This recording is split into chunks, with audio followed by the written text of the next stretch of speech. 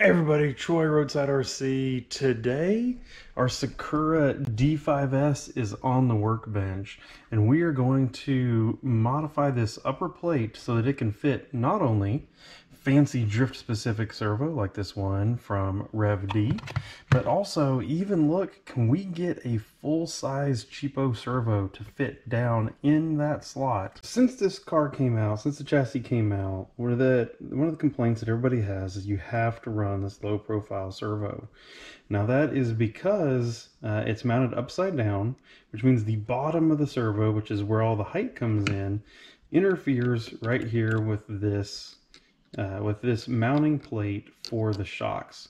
And even worse is where the shock actually comes through here. I don't know if you can see this on the video or not, but where the shock comes through, there's a button head screw on the bottom here. So even though there's probably a couple millimeters gap, because of that button head screw, a servo will not fit anything beyond a 28 millimeter shorty low profile servo.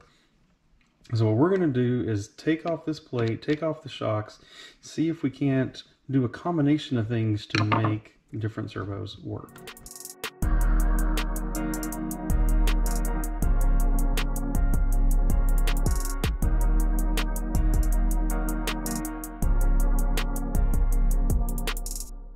So here's what we're trying to actually get into the drift car. So here's our standard low profile servo, 28 millimeters total height. This is the one that I wanted to run in the car, this ReveD servo. It's actually 30 millimeters, and so that 2 millimeters was just too much. And then you have here what I believe is your standard, 40 millimeter tall, at least I want to make enough room to get the ReveD servo in there. But if we can make enough room to actually get the ZOSKAY 20 kg, this full scale servo in there, then that's going to make a whole bunch of people happy. In order to make room for this servos, we're going to do two things basically. The first is David Allen on Facebook. I have to give him full credit for this. He actually noticed that instead of mounting the shock to this hole here, and on the inside of this lever arm, we could actually mount it out here and on this outside, and it should work just the same. So just moving that over frees up the height of these screws that are underneath here, and so we're going to see if that's enough to get the ReveD servo to fit. I'll tell you what, this is close enough that I think it would probably work. So the shocks are moved to the outside. It eliminates that issue, the screw interference here. And you can see I put the little spacer that it calls for in the kit right here. And there's still a gap.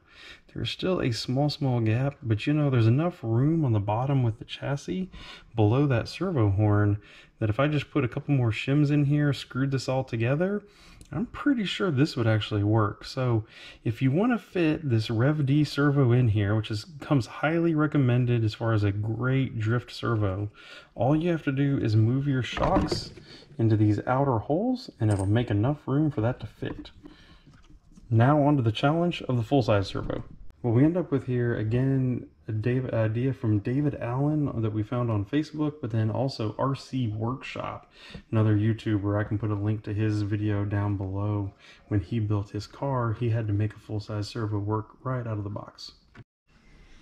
So here's what we face. We have the shocks mounted in the outer holes here instead of the inner holes like we had before. And this panel, when you hold it all the way down, we still get into a situation where there's a gap here of about 10 millimeters when that's held down that we need to figure out how to cover.